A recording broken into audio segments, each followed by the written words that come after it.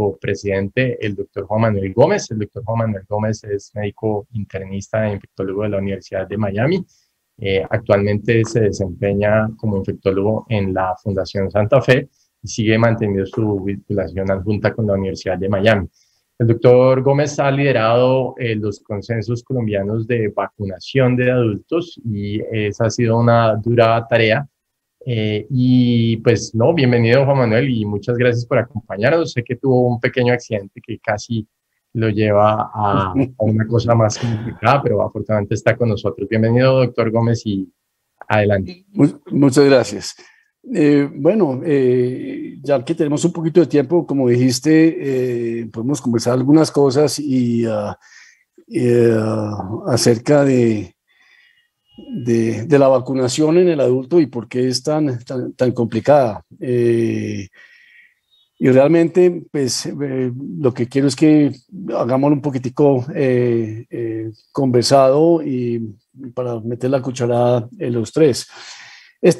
Cuando hace unos años, cuando yo estaba trabajando, estaba asesorando con Pfizer y ustedes todos se acuerdan, en el 2012, y José también, las dificultades, y obviamente se habló de las dificultades en vacunación, y el doctor Curcio y otros argentinos ya trabajando para Pfizer, se habló de las dificultades. ¿Y en qué consisten las dificultades del adulto? Pues para vacunarse, en gran parte por el paciente, en otra gran parte por los médicos y paramédicos, y en otra parte, pues obviamente con cuestiones ya administrativas y gubernamentales. De golpe también el doctor José puede meter la cucharada. Pero el gran problema ni siquiera son costos. Por ejemplo, uno creía, no, es que las vacunas, los costos, ese tipo de cosas. En un estudio de Johnson del 2008 habla, por ejemplo, de que el paciente dice que para qué se va a vacunar, que está dignamente. Todos hemos oído eso, y eso es alrededor del 60% de las personas encuestadas. Esa es la primera. La otra, y es tal vez la más vergonzosa, es que los médicos no saben de vacunas. Entonces, si no saben de vacunas, ¿para qué se meten a explicar? Uno no se mete donde no sabe. Y lo triste es que no son ni siquiera capaces de dirigir al paciente a, mire, vaya para acá, este señor es el que sabe, fulano y tal, este tipo de cosas.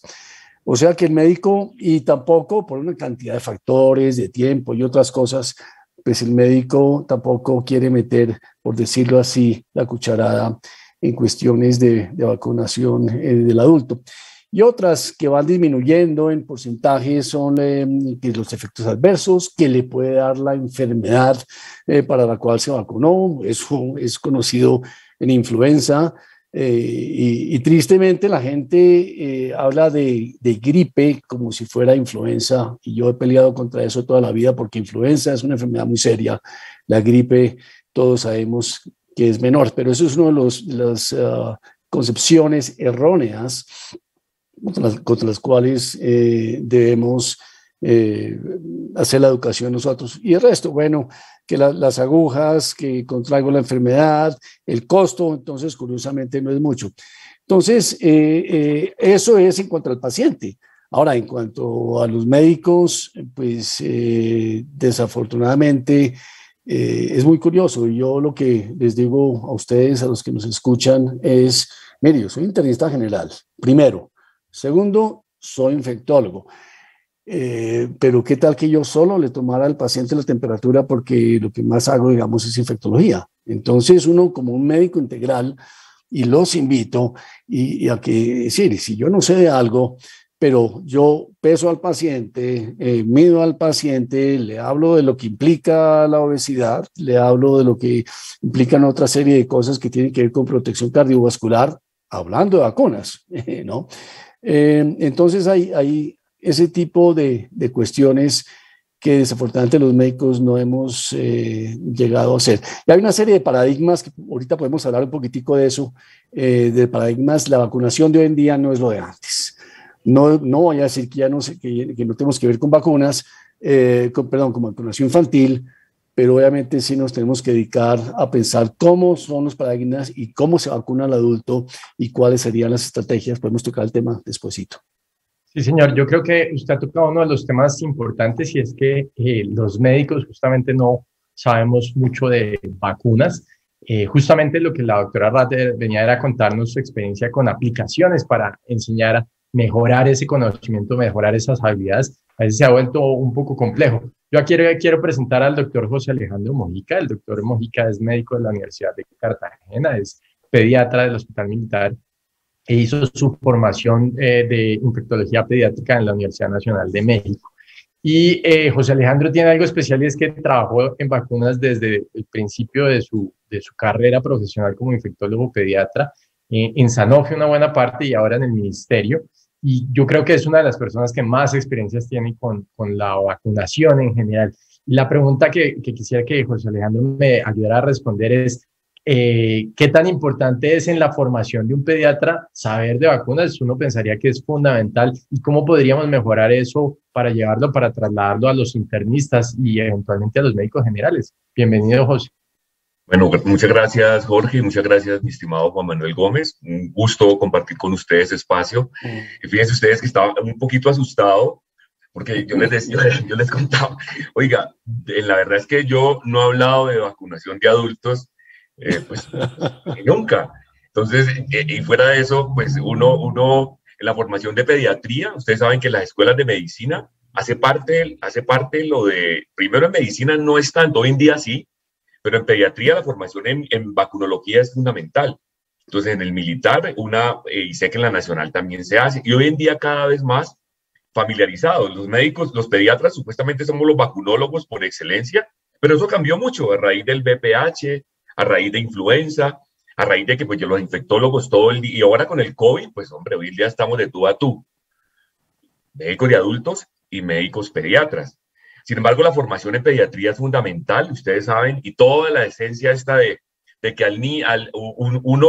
la práctica médica no está bien si uno no le mira el carnet pues si es un niño o un adolescente, o si es el familiar que viene con el niño. Uno le tiene que preguntar cómo está la parte, si es un niño con inmunocompromiso, o si es un niño sano. Oiga, papá, ¿ustedes ya se vacunaron? O si es un niño recién nacido, ya les voy a mostrar lo de adolescente, lo de vacunación con tosferina y todo lo que hay alrededor de estas enfermedades que cada día ustedes van a ver son un reto. Porque primero, ustedes recuerdan que veníamos con unas coberturas más o menos buenas, pero resulta que llega la pandemia y llegan algunas situaciones en el país que hace que tengamos esas disrupciones en los programas. Entonces, ahora nos estamos enfrentando a todo, doctor Frickman, ya le damos la bienvenida, a todo lo que hay alrededor de lo que significa la vacunación, convencer al papá, el tiempo de pandemia, los eventos adversos, que ustedes saben que es uno de los motivos que la gente no consulta, que el médico no me recomendó la vacunación, hablo de la parte pediátrica, y así pasa en adultos. Y cuando usted revisa por qué razón las personas no se vacunan, y con influenza, con el doctor Juan Manuel Gómez lo hemos visto, y cuando siempre que estábamos hablando de influenza, si estábamos en un evento académico, le preguntaba y revisábamos por qué razón la gente no se vacuna. Y la primera es porque uno le tiene miedo, desconfianza con respecto al perfil de seguridad. El médico no me dijo, no me lo recomendó, o definitivamente le tengo miedo a las agujas. Son una cantidad de factores, pero hoy en día la gente le da miedo salir o le da miedo ir a un centro de vacunación porque se puede infectar. Entonces, fíjense que eso ha cambiado. Sin embargo, estamos hoy en día muy preocupados porque las coberturas de vacunación en pediatría han disminuido entre un 5 y un 10%. Pero para yo hablarles de algo, uno espera coberturas útiles de 95%, llevábamos como en 90%, y hoy en día estamos en 87%, y en Bogotá, por ejemplo, para vacuna de DPT, tosferina, tétano y difteria, 81% en niños, fíjense ustedes. O sea que la tercera dosis, uno lo vacuna a los niños a los 2, 4, 6 meses de edad, y esa tercera dosis es fundamental. Los niños no han alcanzado en Bogotá 81%. Entonces, imagínense, venimos con una cantidad de susceptibles de años Y ahora con esas coberturas tan bajas, con la cantidad de migrantes, con las presiones que tenemos en todo sentido, tenemos un reto, por ejemplo, no más hablando de algo, más adelante hablemos de neumococo. Entonces, en conclusión, tenemos que mejorar la parte de formación en la academia, tenemos que mejorar la conciencia de lo que significa la seguridad de las vacunas y la oportunidad, que no perdamos oportunidades si es un niño, si es un adulto que estuvo hospitalizado antes de que se vaya, que se vacune, y así sucesivamente. Pero lo otro es la concientización y creo que también el aprender de la vacuna. Nosotros todos los días aprendemos y hace parte de la formación, que la gente se empape más, que la gente en formación se empape más y que por lo menos siga creyendo en las vacunas, que creo que es como el resumen. Poco a poco algunas especialidades se han ido apropiando, como mencionaba José Alejandro, del campo. Entonces, geriatría ha ido reconociendo la importancia de hacer vacunación. Recuerdo un estudio del doctor Cano que mostró que el 60% aproximadamente de los ancianos atendidos en una institución que creería que es la Fundación Santa Fe estaban vacunados contra influenza. Y esa es probablemente una de las tasas más altas que podemos ver en general en adultos. Como mencionaba José Alejandro, poco a poco ha ido mejorando. El BPH se convirtió en un campo de ginecólogos, de médicos internistas, de algunos pediatras. Es un campo un poco más mixto, pero definitivamente faltan otras vacunas que probablemente deban expandirse al área de medicina interna. Y como mencionaba el doctor Mojica previamente, debemos instrumentar en el currículo que un médico general sea capaz de hacer una identificación adecuada de quiénes se vacunan, de quiénes deben recibir la vacunación y los procesos, porque como se mencionaba, muchos médicos ni siquiera conocen cuál es el proceso para que sus pacientes accedan a la vacunación. ¿Cómo ha sido esa experiencia en otras áreas digamos, de poder implementar poco a poco esos programas de vacunación? Usted que ha interactuado con ginecólogos, con geriatras, con muchas otras especialidades, doctor Gómez, ¿cómo le ha ido en esa interacción con otros grupos de especialistas?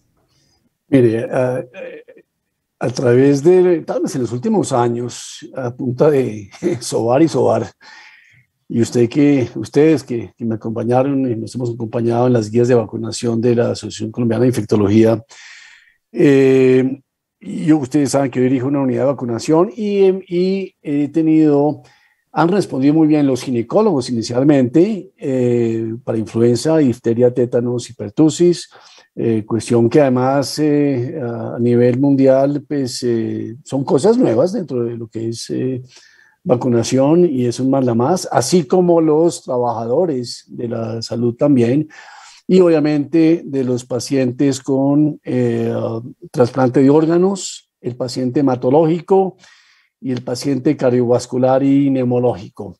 Debe ser mucho más. Hace un tiempo revisé, hay una cuestión que se llama los cambios de paradigmas en vacunación, y eso es una cosa que debe quedar muy claro, especialmente en enfermedad respiratoria. Como muchos de ustedes saben, la enfermedad respiratoria es una de las causas más importantes y más en Latinoamérica o se mueren más en Latinoamérica que en el hemisferio norte. Y tal vez cuando uno habla de la vacunación del adulto, las muy primeras no es un pensamiento, no es una cuestión personal, sino, por ejemplo, Healthy People, ¿no? Que es una organización gubernamental americana, el CDC y otros. Hablamos de la enfermedad respiratoria, también se incluye ahí también el zóster, pero como el paciente mayor de 60, aquí lo hacemos, o 65 en muchos otros países, el que está con factores de riesgo, ustedes conocen todas esas listas. Y entonces, pero ¿cuál es el paradigma real? El paradigma real es que ahora esto se mira, por ejemplo, primero que todo, hay que aprovechar cualquier minuto, cualquier momento.